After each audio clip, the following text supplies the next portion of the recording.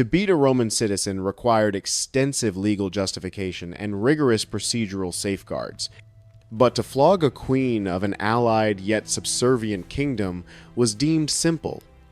Calculated humiliation. The instrument was the flagrum, a Roman military whip consisting of multiple leather strips, each weighted with small pieces of bone or metal at the ends. Each strike tore through skin and subcutaneous fat, the leather strips wrapping around the victim's back and sides. The bone weights, crushing tissue and breaking small blood vessels. In the winter, cold. The damage was worse. Frozen tissue tore more easily. Blood flow was already constricted by hypothermia. And Boudicca's body had no reserves to heal in the freezing conditions. Tacitus records she received approximately 40 lashes, a number that often proved fatal even for hardened soldiers. But Rome wasn't finished. What followed went beyond even typical wartime brutality. Boudicca's young daughters, likely teenagers, and certainly unmarried, were violently raped by Roman soldiers in the same frozen courtyard where their mother had been flogged. Tacitus uses sparse but powerful language, conveying his own horror. The queen was flogged and her daughters violated, placing these twin crimes at the epicenter of his explanation for the massive rebellion that immediately followed. This was not random violence, but calculated degradation meticulously designed to break the royal family utterly and demonstrate ultimate Roman dominance over the Iceni. The public nature of these atrocities, performed in full view of Iceni nobility, forced to witness in the frozen courtyard, multiplied their devastating impact. Roman officials sent a terrifying message about the fate awaiting anyone who questioned imperial authority. But the strategy backfired spectacularly. Rather than crushing the will to resist, the winter abuse of the royal family ignited a furious rebellion that nearly drove Rome from Britain.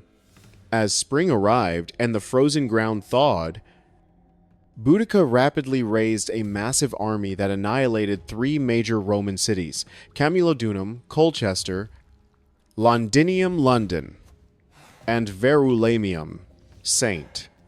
Albans, and massacred tens of thousands of Roman citizens and their local allies. Archaeological excavations in modern London have uncovered the Boudiccan destruction horizon, a distinctive burnt layer of ash and debris from 60 to 61 CE, containing melted glass, charred wood, and human remains. Testament to the fury of her revenge. Tacitus preserves a powerful speech he attributes to Boudicca, in which she declares, "I fight not as a queen, seeking to protect my failing kingdom, but as a woman, avenging my abused body and the violated honor of my daughters." The rebellion concluded in total defeat at an unknown battlefield, likely in the Midlands, where rigid Roman discipline and superior tactical positioning overcame the far larger but less organized British forces. Tacitus claims Boudicca chose to poison herself rather than face inevitable capture and the resulting humiliation of a Roman triumph, drinking hemlock as her army broke around her. The ultimate fate of her daughters goes tragically unrecorded. They vanish entirely from historical accounts following the initial violation. Their personal stories permanently lost to silence, likely dying in the final battle or in the brutal reprisals that followed, as Roman forces systematically slaughtered Iceni communities through the summer of 61 CE. For those captives who did survive to reach Rome and parade through the triumph, one final horror awaited the Tullianum prison. As the triumphal procession wound through Rome toward Capitoline Hill during winter celebrations, captive rulers knew their journey might terminate at the Mamertine prison, known in Latin as the Tullianum, the ancient infamous structure built deep into the northeastern slope of the Capitoline that served as the final stop for Rome's most prominent enemies. While the triumphal general continued to the temple of Jupiter to offer sacrifices, condemned prisoners were led aside to face execution. The Tullianum consisted of two stark levels, still visible today, beneath the church of San Giuseppe dei Falegnami.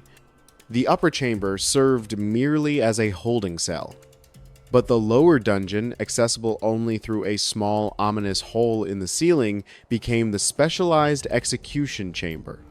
Here, submerged in total darkness, in a space barely 8 feet across, Rome's defeated enemies met their end.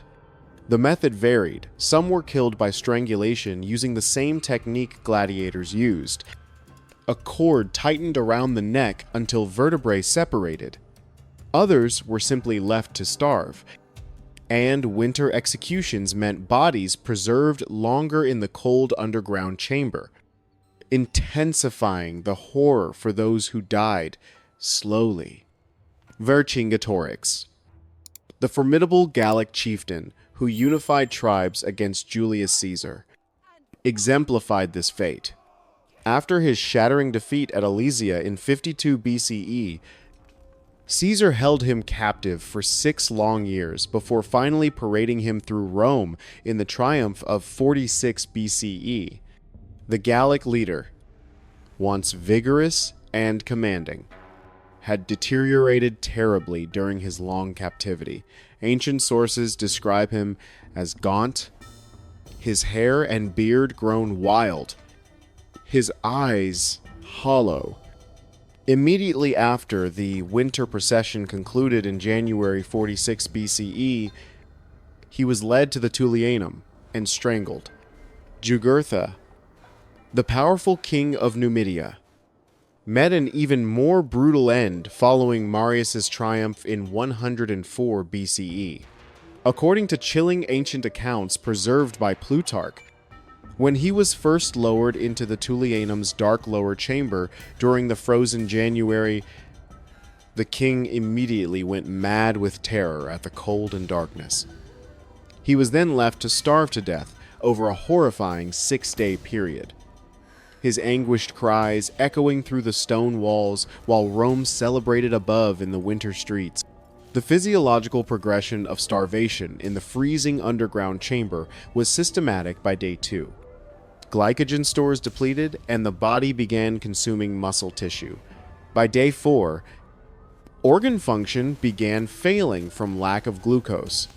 By day 6, cardiac arrhythmia from electrolyte imbalance finally stopped the heart. Plutarch recorded Jugurtha's purported final words, spoken in delirium on the 6th day. "How cold this Roman bath is," a bitter reference to the freezing stone chamber that had become his tomb. Even centuries later, Simon Bar Jora, a leader of the Jewish revolt that ended with Jerusalem's destruction in 70 CE, was displayed in Titus's triumph before being executed at the traditional site in the Forum.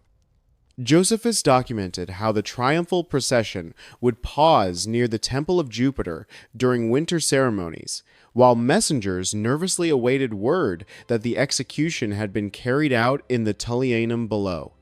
Only after official confirmation of the enemy leader's death did the grand ceremonies conclude, allowing the celebrating crowds to disperse through Rome's frozen streets. The calculated treatment of captured queens by Roman society reveals exactly how power operated in the ancient world.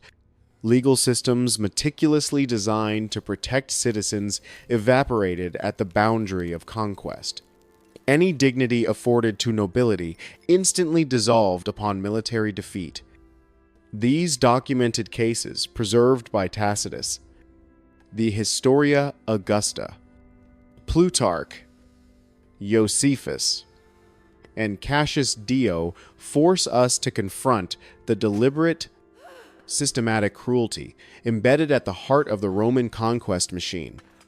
The public flogging of Boudica in the frozen courtyard where her daughters were violated, the crushing weight of golden chains adorning Zenobia during the frozen January 274 CE triumph, The cold-blooded executions in the Tullianum's darkness, these weren't aberrations, but standard procedures, legally sanctioned and publicly celebrated as demonstrations of imperial power.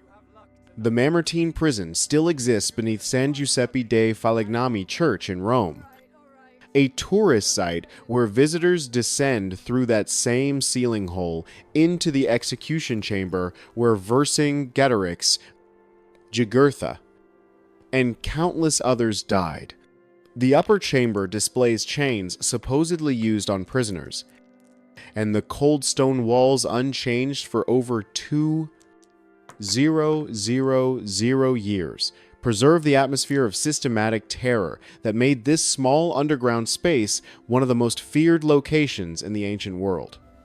Queen Zenobia's Vigia at Tibur, where she lived out her days as Rome's permanent trophy, is lost to history.